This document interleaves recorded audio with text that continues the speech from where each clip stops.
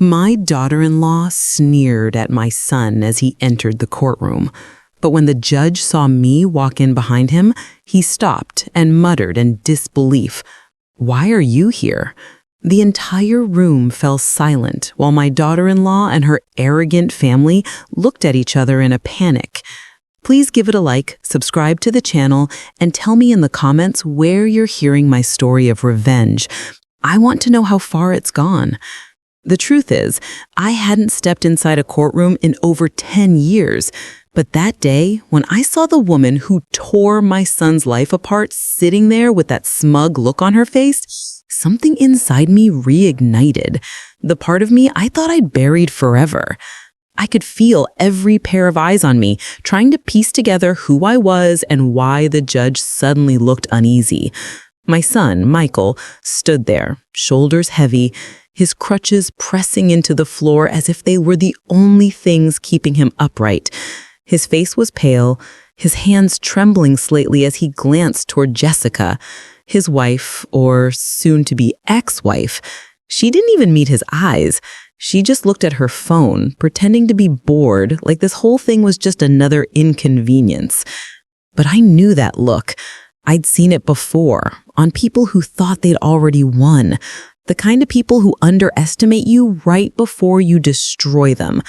As I made my way to the bench beside my son, Judge Morales leaned forward slightly, squinting like he couldn't believe what he was seeing. "Mrs. Villaseñor," he said, voice quieter now, You're representing your son?" I smiled faintly. "Yes, Your Honor. I believe my son has had enough of being misrepresented." For a moment, the room was still. Then Jessica's lawyer, a young man barely old enough to remember who I used to be, stood up, trying to regain control. "Your Honor, this is highly irregular," he said, his voice cracking just slightly. "Mrs. Villaseñor hasn't practiced law in years." "That's correct," I interrupted calmly, setting my briefcase on the table, "but I am still licensed, and today I'm representing my son pro bono." The look on Jessica's face shifted, just a flicker, but I saw it. Her confidence cracked, replaced with the first spark of fear. She turned to her lawyer and whispered something, her hand tightening on his arm. Her parents, sitting right behind her, whispered too, their voices low but their worry visible. I could almost hear their thoughts. She wasn't supposed to show up. She wasn't supposed to fight. I glanced at my son. His eyes were red-rimmed, his breathing shallow. "You okay, Mom?" He nodded barely. "Mom, you didn't have to do this." I leaned closer. "Yes, I did. You're my son." That was all. No more words were needed, because what Jessica and her family didn't know is that I had been preparing for this moment for months, silently, patiently, carefully. They thought I was just the old woman who used to drop off groceries for her son. They had no idea I'd spent nights gathering evidence, contacting old colleagues, and reopening a part of myself I promised never to touch again. When I looked at Jessica, she turned away, pretending to laugh at something her mother said, but her hands were fidgeting now, her confidence melting in real time. She thought she was walking into an easy win, an uncontested divorce where she'd take Michael's house, his daughter, and whatever was left of his spirit. She had no idea that by stepping into that courtroom, she'd already lost. Judge Morales cleared his throat. He said, "All right," he said, regaining his composure. "Let's proceed. Mrs. Villaseñor, since you've decided to represent your son, I'll allow you to make an opening statement." I rose slowly, every eye tracking my movement. The sound of my chair sliding back echoed louder than it should have. I placed my hand on the table, steady, deliberate, and looked straight at Jessica. "For years," I began, "my son has been humiliated, manipulated, and emotionally broken by the woman sitting right there. She didn't just betray his trust, she tried to erase his dignity, take his home, and use his disability as leverage for pity." I paused, letting the silence weigh. "But today, Your Honor, we're not here to beg for sympathy. We're here for justice." Jessica's lawyer stood up again, flustered. "Objection. Overruled." said Judge Morales before he even finished. His voice was firm now, his eyes never leaving me. I saw the recognition there. He remembered me. The last time he'd seen me in court, I'd torn apart a corrupt corporate defense team that tried to cover up a worker's death. That was the case that made my name, and the one that made me enemies in high places. Now, years later, I was back. Not for money, not for fame, for family. I sat down again, slowly, but I didn't take my eyes off Jessica. "You look nervous," I said quietly. "Don't be. This is just the beginning." She tried to laugh, but her voice cracked. "Tell me honestly, if you were in my place, watching your son being destroyed by someone who once promised to love him, would you have stayed quiet? Tell me honestly, if you were in my place, watching your son being destroyed by someone who once promised to love him, I didn't think so." You see, my story didn't start in that courtroom. It started long before. Back when my son Michael was still that curious little boy who'd follow me around the kitchen asking how the world worked.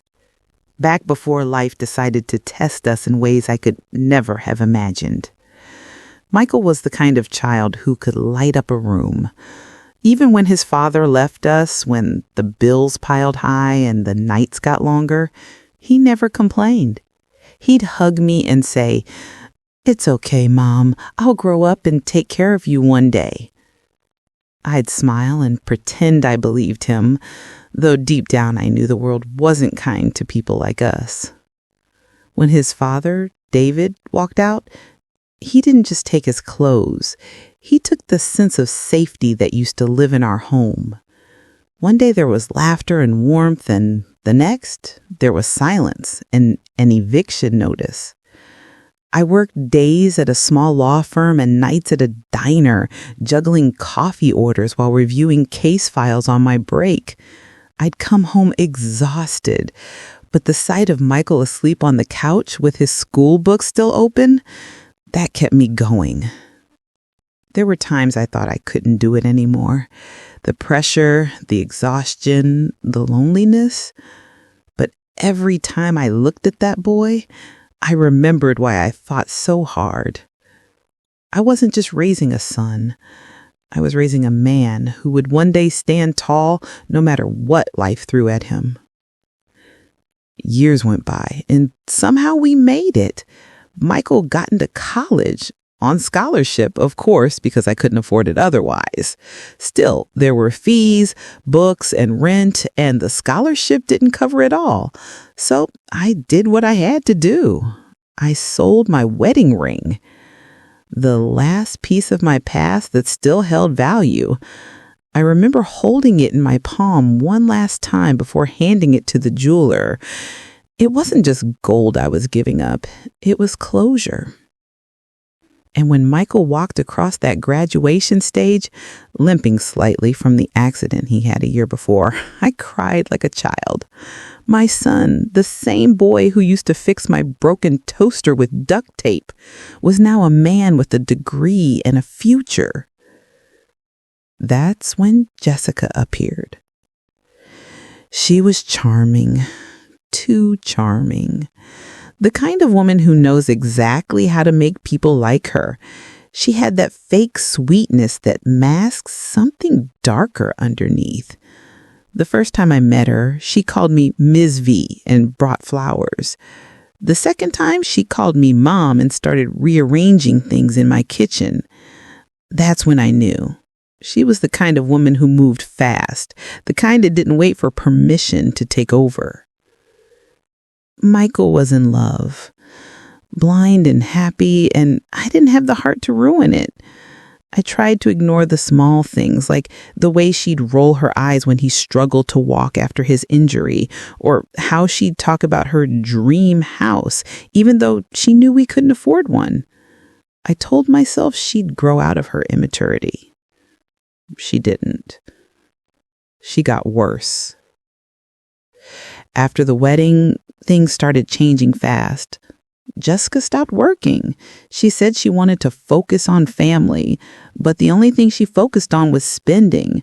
New clothes, new furniture, new vacations, and every time Michael tried to talk to her about money, she'd shut down, calling him ungrateful or controlling.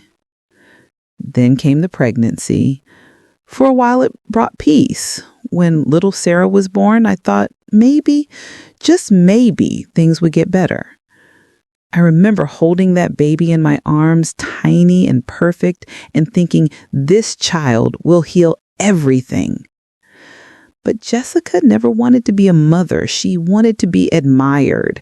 Every photo she took with Sarah went straight to social media with captions about perfect family moments, while Michael stayed up all night with the baby, learning how to feed her, change her, calm her down. I'd come over to help and she'd vanish into her room for hours, claiming she was tired. I started noticing how she treated Michael. She stopped talking to him with respect. She'd mock him for limping, for being too slow. Sometimes she'd say things right in front of me, things that made my blood boil. One night after dinner, she looked at him and said, "You know, if you weren't injured, we'd probably be living in a better house by now." I saw Michael's face fall. He didn't even argue, just took his plate and walked away. I wanted to slap her right there, but I didn't. I told myself it wasn't my place. That was my mistake. Because silence is the soil where cruelty grows. Months passed and Jessica grew colder, sharper. She started going out late, dressing differently, spending weekends with friends. And every time Michael asked where she was, she'd get defensive. Then one night she didn't come home at all. When he called her, she snapped, "Stop acting like my father," and hung up. That's when I knew something was deeply wrong. I didn't tell Michael what I suspected at first. He was fragile, still recovering emotionally, still trying to keep the family together. But I started watching, quietly, carefully. And what I found made my stomach turn. She wasn't just cheating, she was planning. She'd been moving money out of their joint account, building a new life while slowly destroying his. And when the divorce papers came, claiming she deserved full custody of Sarah and half the house, Michael broke down completely. That's when he called me. It was the first time I'd heard him cry since he was a child. "Mom," he said, voice shaking, "she's taking everything. I can't fight her. I don't have the strength." I sat there on the floor, phone pressed to my ear, heart pounding. And in that moment, I made a decision. I was going to fight for my son, no matter the cost. Because sometimes when life takes everything from you, it's not justice you crave, it's redemption. Be honest. What would you have done if someone tried to destroy your child's life right in front of you? Be honest. What would you have done if someone tried to destroy your child's life right in front of you? I didn't sleep that night. I sat at my kitchen table, staring at the divorce papers Michael had dropped off, the cheap printer ink still smudged on the edges. Every word felt like a knife. Irreconcilable differences, custody of minor child, division of property, and then the line that broke me. Jessica claiming ownership of the house I'd helped Michael buy. I'd worked 3 jobs and emptied my savings so that my son could have a roof over his head. Jessica didn't earn that house. She invaded it. I picked up my phone and called an old friend, Robert. He used to be a private investigator, one of the best I'd ever worked with during my years as a lawyer. He answered on the second ring, voice gruff as ever. "Linda, it's been a long time." "Too long," I said. "I need a favor." He didn't ask why, not at first. Robert always knew when I was serious. The last time I called him like this, we'd exposed a corrupt judge. He understood what it meant when my voice dropped to that tone. "I'll meet you tomorrow morning," he said. And that's how it began. The next few weeks were a blur of late-night phone calls, discreet meetings, and quiet observations. I watched Jessica's mask peel away, piece by piece. Robert trailed her after work, photographed her with the man she swore she didn't know, caught her entering a hotel room and leaving hours later with her lipstick smudged and her hair undone. But that wasn't the worst part. She wasn't just cheating, she was poisoning my granddaughter against her father. I played those recordings in my car and cried so hard I had to pull over. It wasn't just betrayal. It was cruelty disguised as love. Robert compiled everything into a thick folder: photos, bank statements, messages, hotel records. I stared at the evidence for hours, memorizing every detail, every timestamp. "Linda," Robert said quietly one night as we went over the files, "you know what you're getting into, right? This isn't just about a divorce. It's war." I looked up at him, calm but cold. "Then I'll fight like someone who's got nothing left to lose." Because I didn't. I knew Jessica's type. She'd grown up entitled, the kind of person who thought charm could cover rot. And she'd underestimated the one woman she shouldn't have, me. I started preparing quietly, strategically. I reread case law, updated my legal certifications, even contacted old colleagues to confirm I was still registered with the bar. Each step was like putting on old armor I hadn't worn in years, rusty, but still strong. Meanwhile, Michael was falling apart. The divorce hearings were draining him, emotionally, physically, financially. His health was worsening, his limp more painful than ever, but he refused to let me see him cry. One night I found him sitting on the porch, head in his hands. "Mom," he whispered, "maybe I should just give her what she wants. Let her have the house, let her take Sarah. She's already won." Something inside me snapped. I crouched down in front of him, forcing him to look at me. "No, she hasn't won anything. You're still breathing, aren't you? That means the fight's not over." He looked at me, eyes wet. "You really think we can beat her?" I smiled, not kindly, but knowingly. "I don't think, Michael. I know." From that day, I stopped being just his weather. I became his lawyer, his defender, his weapon. When the court date arrived, Jessica showed up looking like she was attending a fashion event. Hair styled, lips red, eyes hidden behind designer sunglasses. Her lawyer looked overconfident, the kind of man who believed appearances win cases. They smirked when they saw Michael sitting there alone. They didn't see me yet. I watched from the back, silent, until the judge called for recess. Then, as Jessica stood up, I walked forward. I wanted her to see me before I spoke. When she did, the color drained from her face. "Mrs. Villaseñor," she said, voice shaking slightly, "what are you doing here?" I smiled, calm and deliberate. "You'll find out soon enough."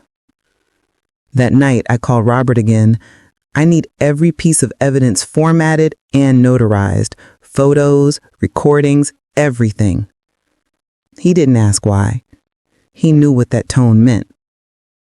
I spent the next few nights building my case, every argument, every cross-examination, every loophole Jessica thought she'd exploit. I sealed them shut. I reviewed property deeds, financial statements, and even old text messages where she mocked my son for being disabled. I wasn't just preparing for a trial, I was preparing to bury her lies under the weight of truth. And when I found the final piece, the one document that proved the house was bought entirely in Michael's name with no shared contribution from Jessica, I knew I had her cornered. The next morning, I sat across from Michael at breakfast. He looked exhausted, defeated. "Mom," he said, "I can't face her again." "Yes, you can. And you won't be facing her alone." He frowned. "What do you mean?" I pushed the folder toward him. "I'm representing you in court." He froze, eyes wide. "You? But you, Mom, you haven't practiced in 10 years, I finished.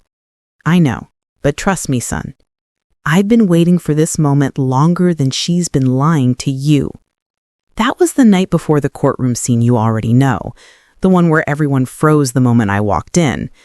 And if you think that was shocking, you haven't seen what came next. Because I wasn't just there to defend my son. I was there to destroy the woman who tried to destroy him. Tell me honestly, if someone hurt your family the way she hurt mine, would you have held back? Tell me honestly, if someone hurt your family the way she hurt mine, would you have held back? I didn't think so. The next morning, the courthouse smelled of old wood and stale air. People shuffled in quietly, the echo of their steps bouncing off marble floors.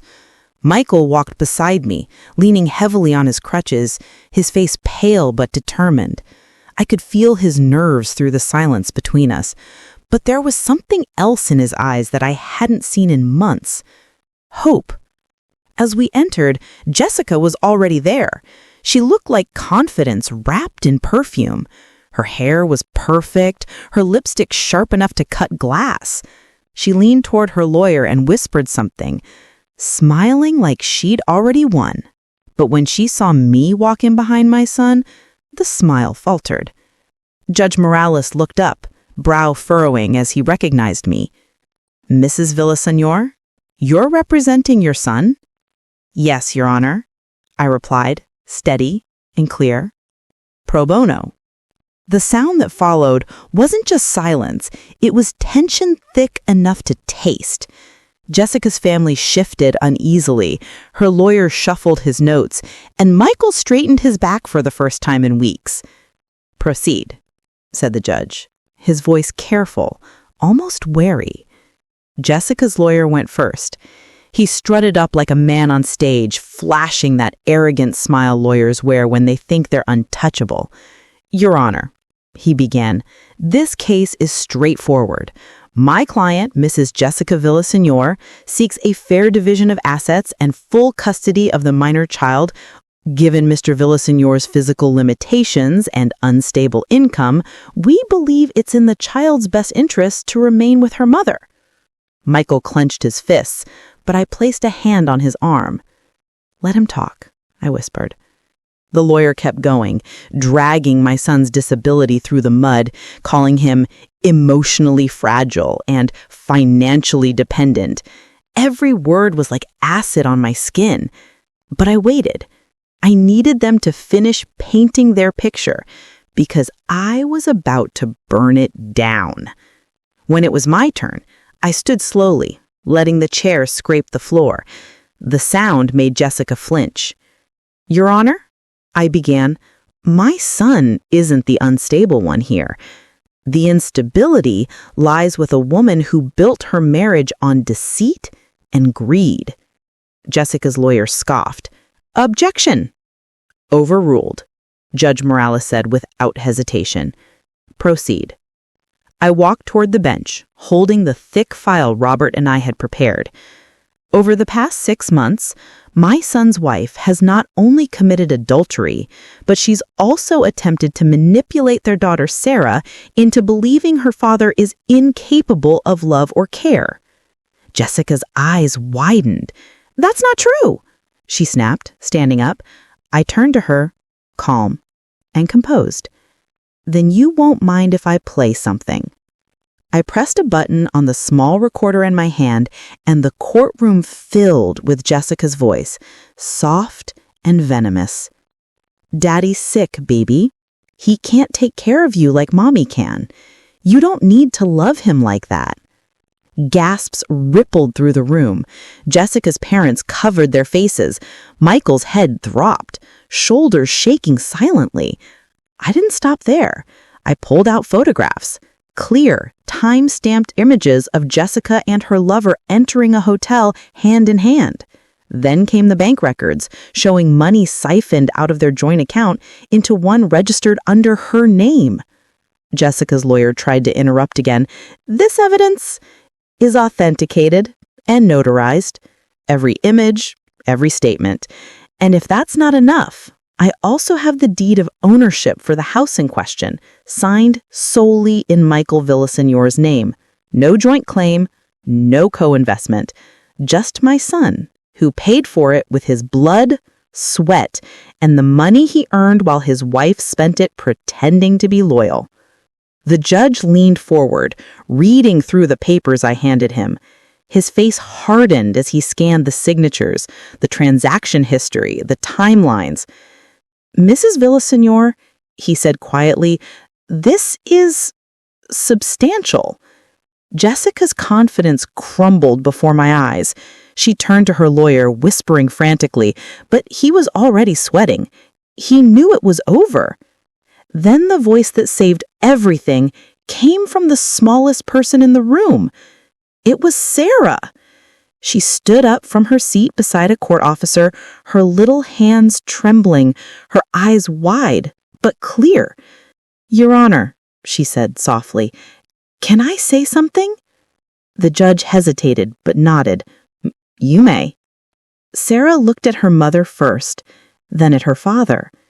Mommy told me Daddy didn't love me, but I saw him cry when I wasn't home. He always looks at my drawings. He keeps them in his wallet. She paused, looking toward Michael. I want to live with Daddy. That moment broke me. Even the judge took off his glasses, clearing his throat. Jessica tried to say something, but no one wanted to hear it anymore. The truth was standing there, in the voice of a little girl who'd seen through all the lies. I rested my hand on Michael's shoulder as tears ran down his cheeks. The man who thought he'd lost everything finally had his daughter back. Not through my words, but through her honesty. When the judge finally spoke, his voice carried the weight of justice. Custody will be granted to Mr. Michael Villaseñor. Full ownership of the property remains his. Mrs. Jessica Villaseñor's request for division of assets is denied. Jessica gasped. This isn't fair, she cried. I turned to her slowly. Fairness, I said, is when the truth finally catches up to the lies. The gavel came down like thunder. Case closed. The sound echoed through the room. Jessica's family sat frozen. Her lawyer stared at the floor, and my son, my broken, beautiful son, finally exhaled. For the first time in years, he looked free. As we left the courtroom, Judge Morales called out softly, Mrs. Villaseñor? I turned back. He smiled, faint but respectful. I should have known you wouldn't retire quietly. I chuckled. Justice never really lets go, does it? He nodded. You were always one of the best.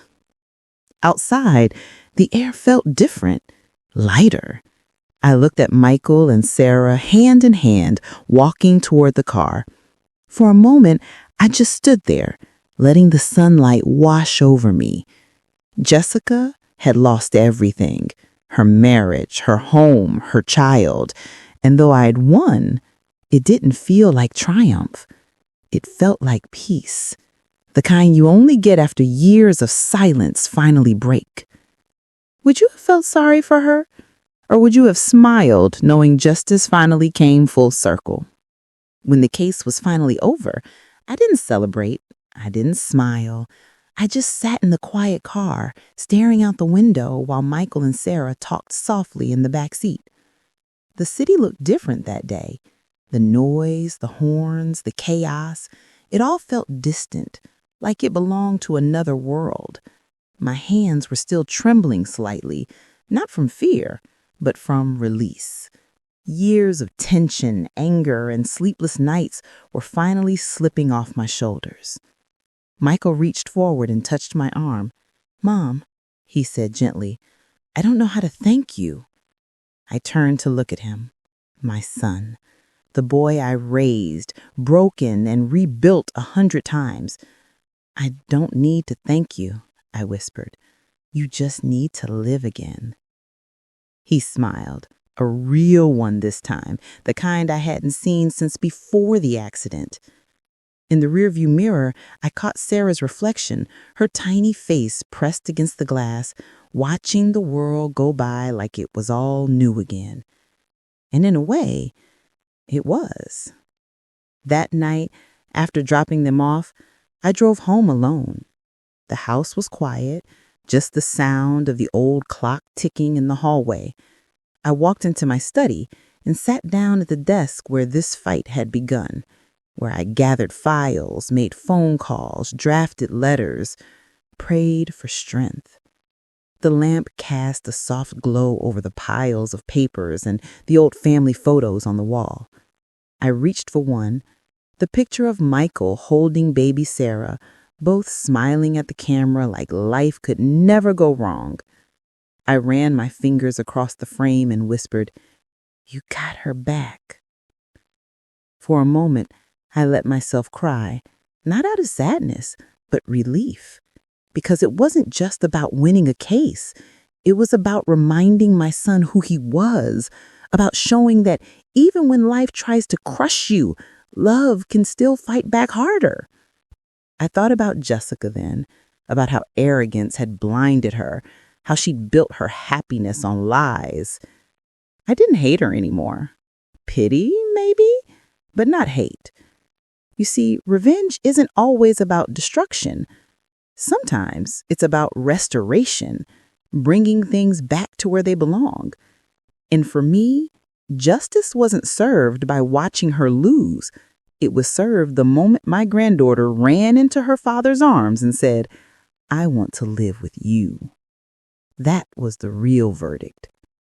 Weeks later, I got a letter from Judge Morales.